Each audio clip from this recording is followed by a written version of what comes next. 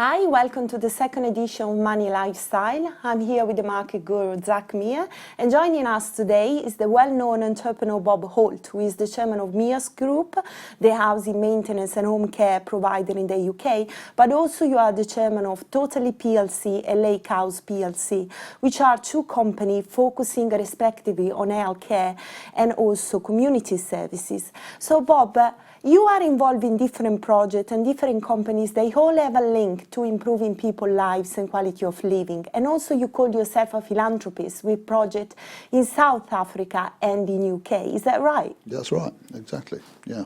Would you like to maybe tell us a little bit more, how did you get involved in this sector? Well, the accent would tend to give away that I originate from the north of England and grew up in a very community-based activity. My mother owned a grocer's shop, and so therefore when I used to come home from school I wasn't encouraged to do my homework. I was encouraged to go and light somebody's fire or take somebody shopping, or in one instance pull an old lady out of the bath because she got stuck.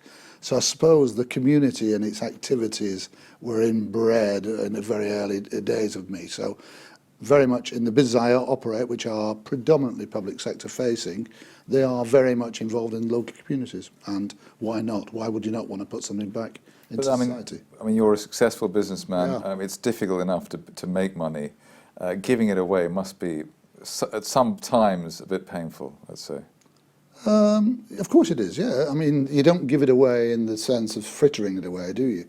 But if you can give a small amount, and principally, most of my work is in South Africa, a lot in the UK, but most of it in South Africa, where your money goes a long way. And I'm delighted that my close friends also find it within them to donate money for me to go and spend on projects in South Africa as well. So it's very much, you know, a joint process of my friends knowing that I fund the various foundations I have myself, and so therefore they're very, very kind and give me money to go and improve communities. But it's all a matter of degree. I mean, let's say an ordinary person give away, a few £100 or something like that. For you, I mean, if you gave away that amount, nobody would say there was anything, you were not being mean or anything else, but you're giving away significant amounts of money. How do you choose what to give and where to give? Because obviously there's plenty of candidates for your generosity. There are, and firstly, let's say I'm an ordinary person as well, Zach, as you know, because we have spoken on a number of occasions.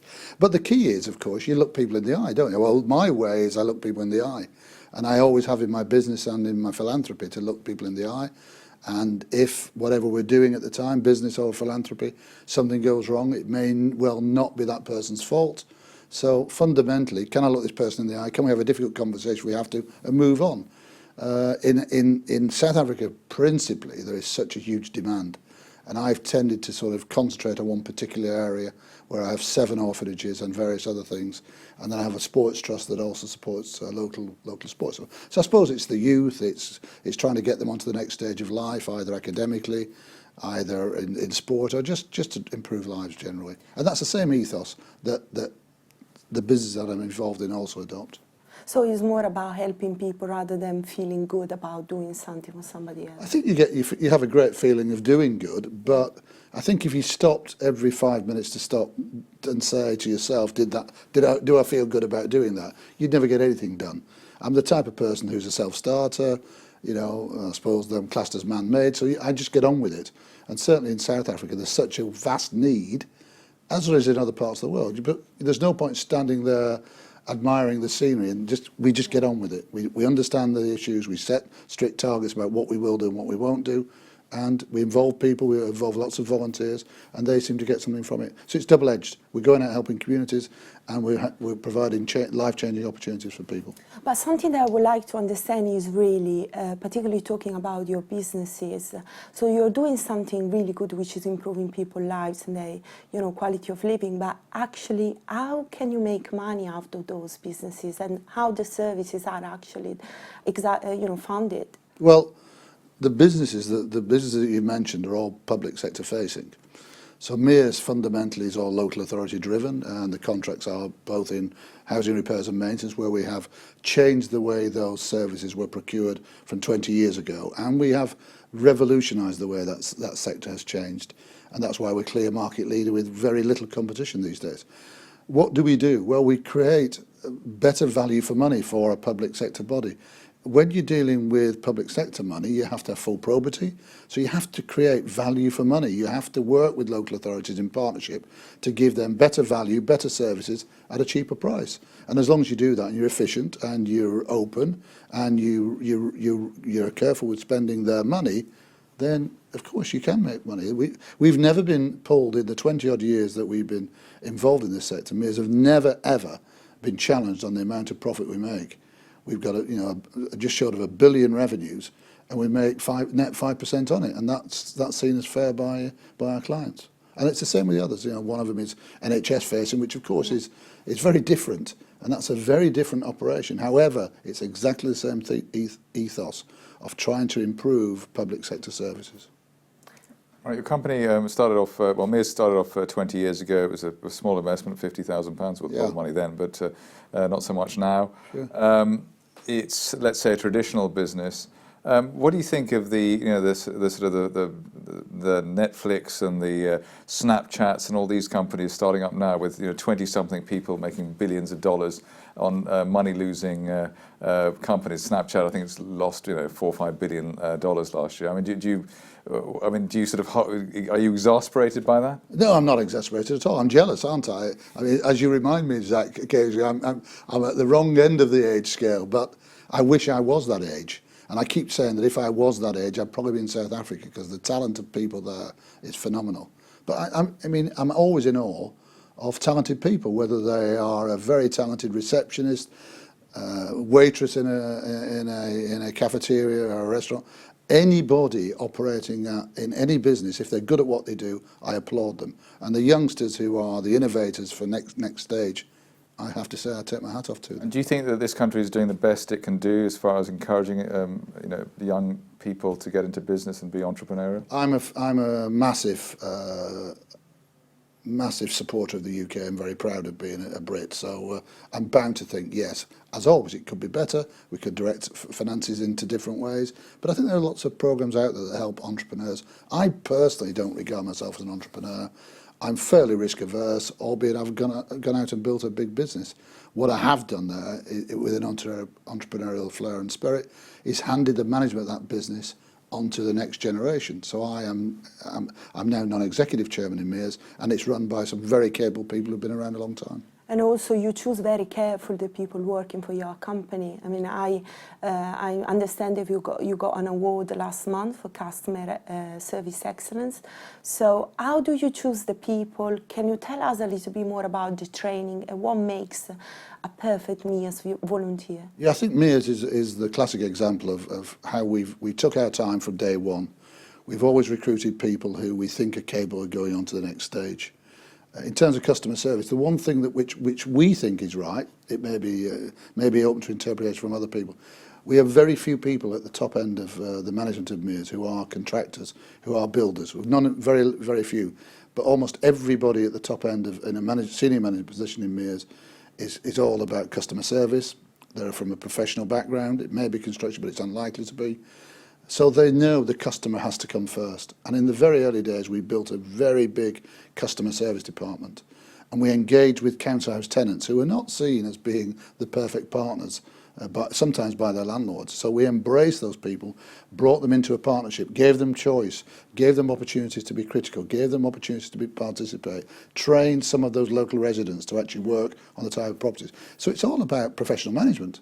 And how do you pick the right people? Well, you spend your time, you look at them, you look at their backgrounds, but they've got to buy into the DNA of Mears, and the DNA of Mears is to build a long-term business model.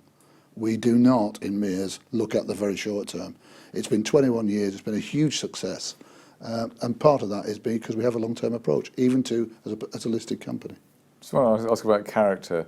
Because you're mentioning, I mean, you're implying that people who work for you need to have a certain character. Presumably, you don't suffer fools gladly as far as people you hire, and you've got, I mean, not in a Donald Trump way of the apprentice, but presumably you have to be quite tough, and maybe that's against your nature. Not really. I think David Miles, the chief executive of Mears, has been with me 27 years. Andrew Smith, the FD, has been with me 17 or 18 years. Probably the 10 top executives within Mears have all been there in excess of 10 years. And that suggests that what we do is when we stick with people, we work with them. And we all have skills, don't we? And we all have weaknesses. And the key of building a big business for a long term is to understand what your shortcomings are and compensate with them. Because if we like you and want to work with you on, and you're good at customer service, you may not be the best financial manager in the business. However, we can get a financial manager to work alongside you to provide the best outcome. And that's the way the Mears family, if that's the right word, has built, and it's a hugely successful business. So it's actually the key to, I mean, let's say maybe a successful entrepreneur is being able to judge people rather than to judge necessarily a marketplace. I think there's a bit of both, isn't there? There's no point being in the wrong market and having great people. You know, I use the comment regularly that, you know, you find very few good businesses with poor people in them. You find a lot of poor businesses with poor people in them, strangely. So the key is, if you have got a wrong one, and sometimes you do hire the wrong people, move on. Get them out of the organisation and move on and get them replaced and move on with the people you've got. But it's, I mean, when you build a big business like we have done, you've got to have the vision, you've got to be able to empower people, you've got to be able to manage disparate workforces. Mears has in excess of 200 offices. So you have to have a common theme and a common way of managing people that people can buy into. And do you think it's tricks, I mean, are there tricks of the trade that you've learnt over the years, or is it just nature, you know, you have a certain nature and that builds a successful leadership and a successful business after that? Well, clearly I don't have the day-to-day involvement in Mears that I used to have. I think, of course, I have a personality that people either want to buy into or not. I think it's fair to say that we have a common theme in Mears, of one of transparency, of open management style. You don't have to go through 3 committees to get a decision in Mears. If there's anything which ever requires me to be involved, and that's very rare that it would these days, if it does, you know, I'm a phone call away, even when I'm doing other things. So I speak with David, the chief exec, either every day or certainly every 2 or 3 days. If we've got something happening in the business, then we'll speak every hour if necessary. But you know, we're not an organisation with a huge infrastructure behind us. We've got all the infrastructure out there in the business. So decision making, getting involved in people, problem solving is very quick. So Bob, just would like to ask you a final question, a bit more personal. Can you tell us a story about something you have done for people that make you feeling really good? I think I can't really think of any one particular story, because I think I'm a very lucky individual. You know, I worked hard, I got lucky, we had a successful business. I think my work in South Africa is for me very, very satisfying, because I can go into communities as I do.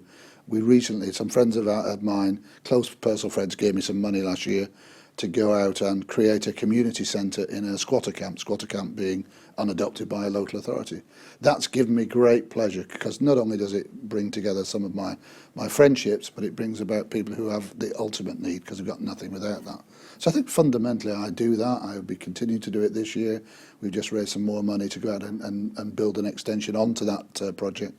So I think fundamentally, but you know, I'm keen at doing that. That's the sort of thing that I get turned on by doing. Okay, thank you very much for being our guest. This is all from Moneylifestyle. See you next time.